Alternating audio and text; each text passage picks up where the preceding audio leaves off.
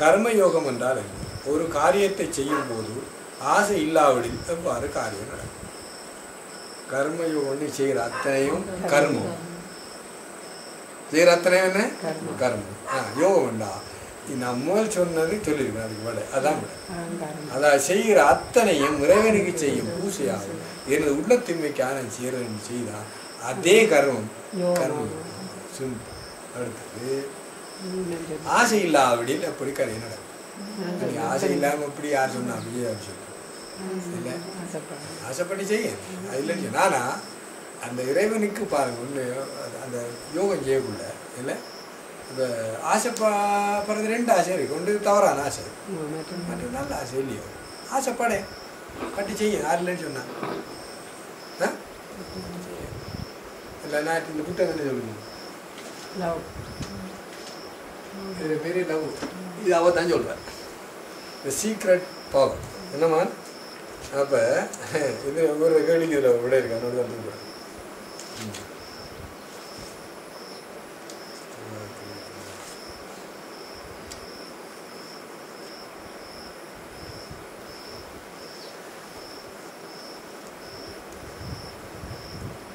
The attractive force of love. Love and ஆசை.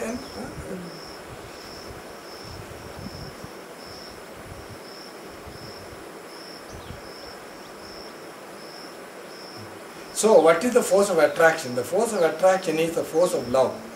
Attraction is love. அது ஆசைப்படு என்ன கிட்டத்தட்ட வருது.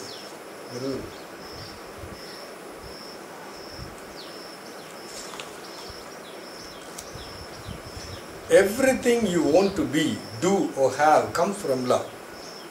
அப்போ ஆசை தான் இல்லை. நீ எப்படியா போகிற, எதை செய்ய போறியோ, எப்படி இருக்க போகிறதில்ல ஆசை. நான் ஆத்ம ஞானம் அடைய போகிறேன், இது ஆசையே இல்லை. வெளியே முடிச்சிருந்தேன் என்னது அந்த 7 ஞானப்படியில் முதலாவது ஞானப்படி என்ன? சுப இச்சா, சுப இச்சா, விசாரணா, தன்மானசி, சத்வாபக்தி அப்படி போகும். சுப இச்சா நான் நல்லவனா படுவேன், வெற்றி அடைவேன், பணக்காரன். அடே ஆசைடா என்ன சொல்கிறது? ஆசை இல்லை அப்படியில் எவ்வாறு காரியம் நடக்கும்? யாருக்கு ஆசை இல்லைன்னு சொன்னால் அது இதை என்ன சொல்கிறான்னு தெரியும். ஆசை அருமீன் ஆசை அருமீன் ஈசனோடு ஆயினும் ஆசை வருமீன் ஆசை படப்பட ஆய்வரும் துன்பம் ஆசை விட விட ஆனந்தமாகும். இது இதை தான் ஒரு கேள்வி.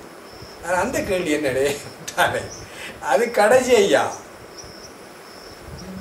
ஏண்டா இந்த இறை தத்துவத்திலையும் இந்த ஆத்ம ஞானத்திலையும் எல்லா ஆசையும் பூர்த்தியாகும்.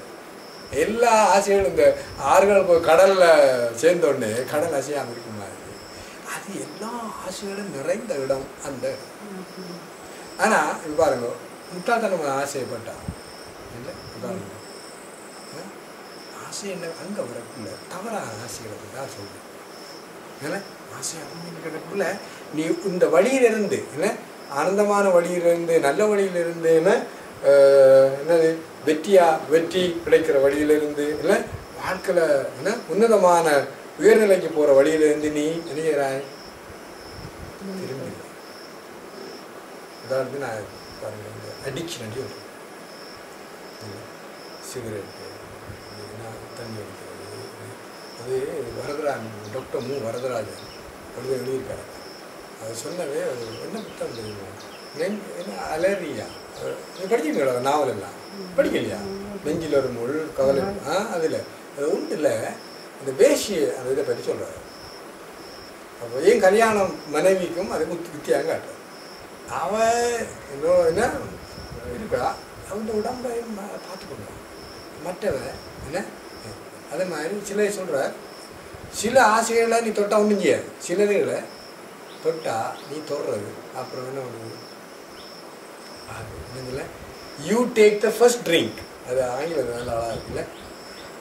த செகண்ட் ட்ரிங்க் யூ அப்படி ஏதோ இருக்கு. நீ குடிக்கல அது இன்னும் குடிக்குது. இந்த ஃப்ரெண்ட் இருக்க துடிச்சு கொண்டு இருப்ப சிகரெட் சொன்னா சொன்னா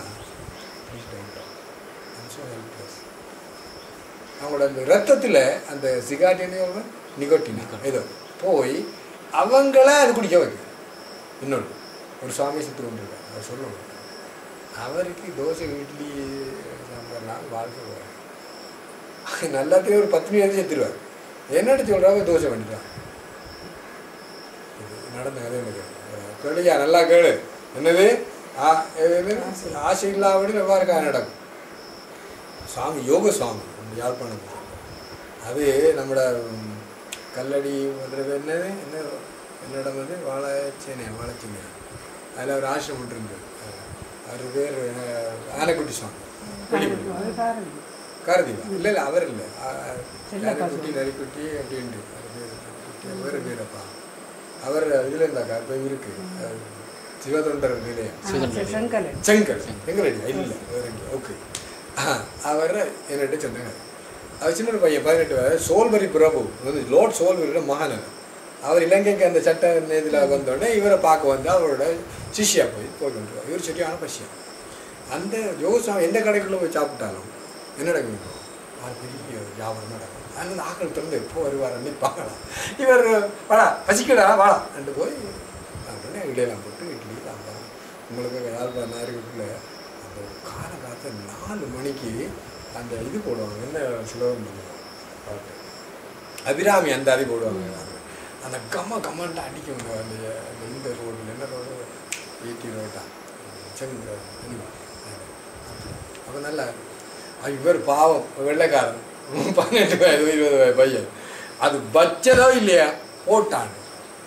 டேய் எழும்பு, ஒரு இட்லி வாயில போடலாம், எழும்பு கேடா சாப்பிட விட இல்லை. அது ஒன்றும் கேட்கல, அது ஒன்றும் தெரியும் இல்லையே மகானாச்சு. அப்புறம் அன்னைக்கு நேரம் சாப்பிடலாம் முடிஞ்சோடனே பணி வா அதுக்கு ஆகிற அவ்வளோ தெரியாத கேட்டு ஏன் இப்படி நீங்கள் பசியோ பசி. டேய் நீ இட்லி சாப்பிட்டியா இல்லை இட்லி ஒன்றும் சாப்பிட்டதா பிள்ளைங்க கேள்வி பிள்ளைங்க இதுக்கு பதில் தான். ஆசை இல்லாமடி எப்படி காரியம் நடக்கும். டேய் ஆசை பண்ணு, இட்லி ஒன்றும் சாப்பிடக்கூடாது, நீ இட்லியே சாப்பிட இல்லை. நீ படுற ஆசை எத்தனை இன்னும் கொண்டவங்க போயிருக்கு. அந்த உதாரணம் அவர் இந்த டாக்டர் வரதுனா இதான் சொல்கிறேன். என்ன இதெல்லாம் நீ என்ன ஒன்று உண்டை கொண்டவர் போயிருக்காரு. அப்போ ஆசை அருமையினருக்குள்ள இந்த கவனமாக ஆசைப்படும்.